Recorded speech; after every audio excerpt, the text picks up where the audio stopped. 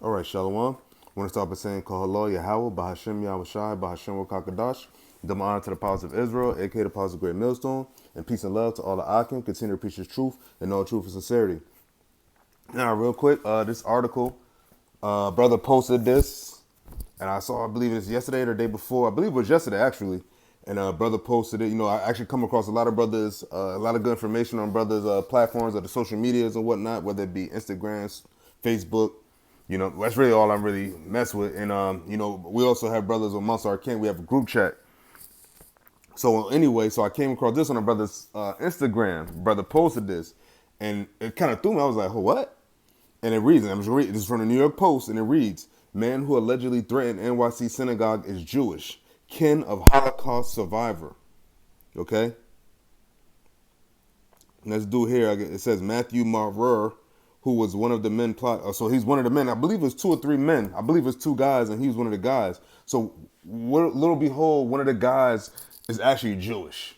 It said Jewish kin. Actually, it said kin of a so-called Holocaust survivor. So that means he's Jewish. Okay. So I'm gonna read this article, and then I'm Lord willing to be edifying. I'm gonna bring out some scriptures. It reads, it says one of two. Okay, it was two men. One of two men accused of plotting to attack New York City synagogues is Jewish and the grandson of a Holocaust survivor. His attorney claimed in court Saturday.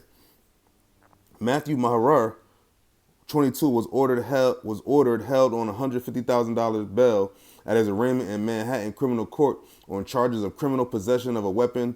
Though his lawyer asked that he be released on his own recognizance. There are a lot of questions here. Yeah, I bet. But you know, the answers are in the scriptures. But it said there are a lot of questions here. Defense attorney Brandon Freisint said of Mara, who has allegedly been diagnosed with autism, bipolar disorder, anxiety, and ADHD. So all right, so they're going, oh yeah, so that's excusing. Like how many other Jakes are probably autistic, got ADHD, bipolar disorder, man? But here it is, you throw the book at Jake. You know, and that's just Esau's ploy to like just look out for their own. Anyway, it says, my client is of Jewish heritage. He resides with his parents, and his grandfather is actually a 93-year-old Holocaust survivor. And my client is his part-time caretaker, Francis Sinet. Maurer and pal Christopher Brown were busted Friday on the Long Island Railroad with Brown carrying weapons and a Nazi armband, according to police sources. Cops seized a loaded handgun and with an extended magazine and a bulletproof vest from Maurer's Upper West Side apartment that he and a buddy allegedly planned to use in a synagogue attack, prosecutors said. And okay. And it says Maurer defense attorney Brandon Frisenit argued that his client has no criminal history and said he's of Jewish heritage. Okay, so I guess he's supposed to get off. And it says, but Mara had no criminal record and his parents had cooperated with cops, his attorney said.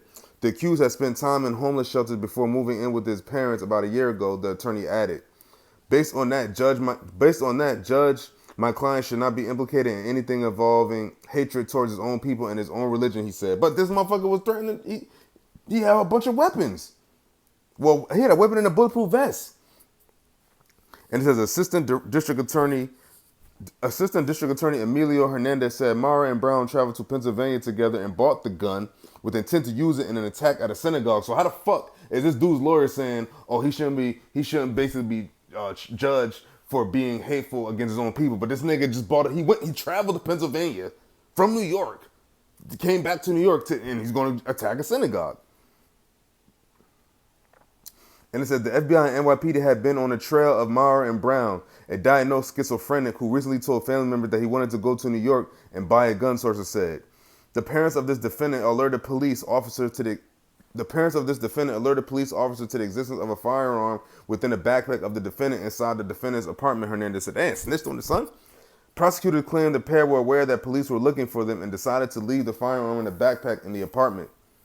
Maura's parents were in the gallery for the arraignment. As the defense attorney spoke of her son, her husband wrapped his arm around her shoulder. He's not what they are saying he is, his mom told the Post outside the court. His father declined to comment.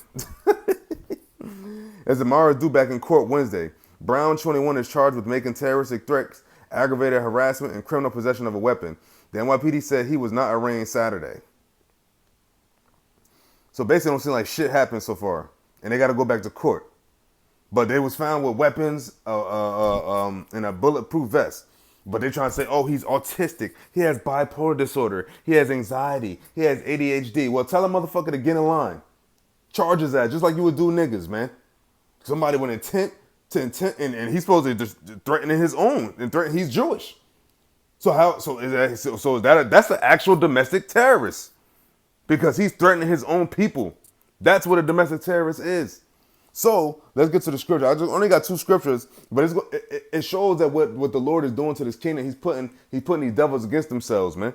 And that goes right into the scriptures. Oops. So we got I read these bottom three scriptures. First we got Matthew, the book of Matthew chapter 12 verse 26. And if Satan cast out Satan, he's divided against himself. How shall then his kingdom stand? Now what? Now who's ruling this place, man? Amalek, man. These so-called Jewish, these Jewish people. They're ruling that a Jewish man, young man, threatening his own, man. So what y'all gonna do about that, man? What are y'all gonna do about that, man? Are you gonna throw the book at him like you did Kyrie Irving? Okay, who just posted a tweet about the real of us being the real Jews? Anyway, and it says this is Mark 3 and 26. It said, and if Satan rise up against himself and be divided, he cannot stand, but hath an end. So what are we at? We at the end of Esau's rule.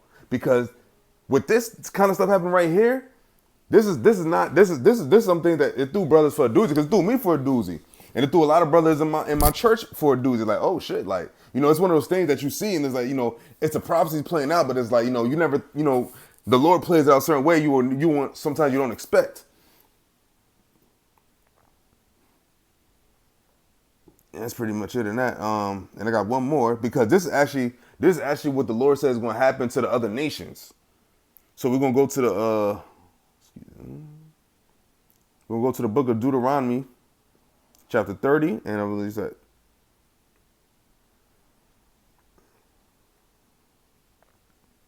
Okay. Now, granted, what happened first? What happened first is the Lord started waking up the nation of Israel, starting with his elect. Lord willing, I hope to be part of the elect. So the first order of business was the Lord had to put the Holy Spirit out there and to gather his elect and wake up the nation of Israel and bring them to remembrance of who they are. Okay? So with that being said, so since we remember who we are now, everybody else got to remember who they are. Okay? And these devils are actually the so-called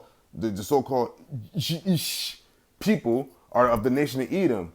First and foremost, from the tribe of Amalek, which is Esau's grandson, the man Esau's grandson. That's who these Jewish people go back to. So we're going to start with the book of Deuteronomy chapter 30. Let's start at verse 1. And it said, matter of fact, no. Because the point of the article is in verse 7. Now, this is the book of Deuteronomy chapter 30, verse 7.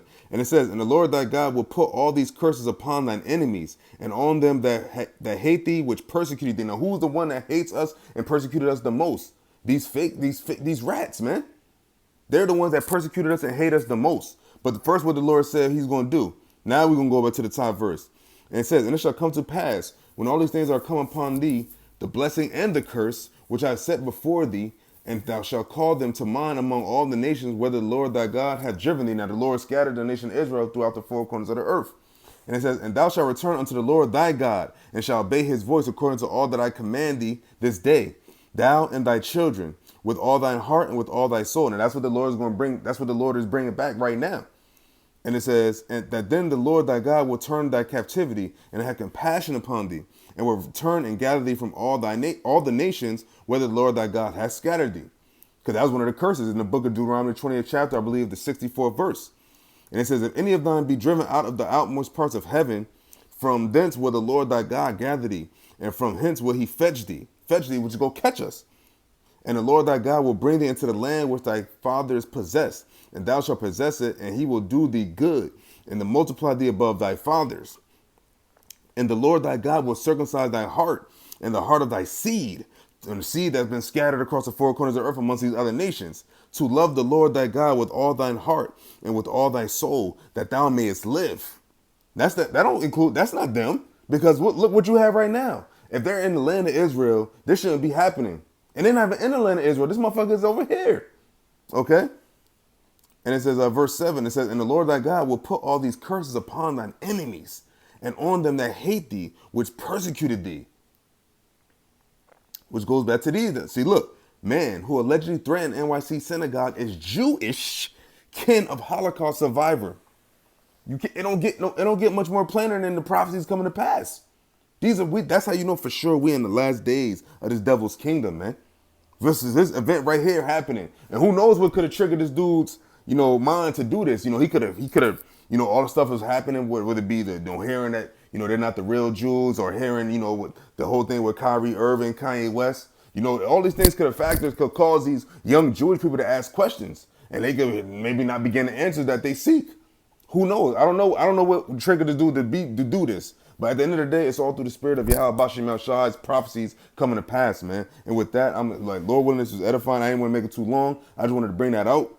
Lord willing, this is edifying. I want to go all praise to Yahweh Bashim Yahweh Shai, Bashim Rakakadash, and double honor to the apostles of Israel, aka the apostles of Great Millstone, and peace and love to all the Akim. Continue to preach his truth and all truth and sincerity. Shalom.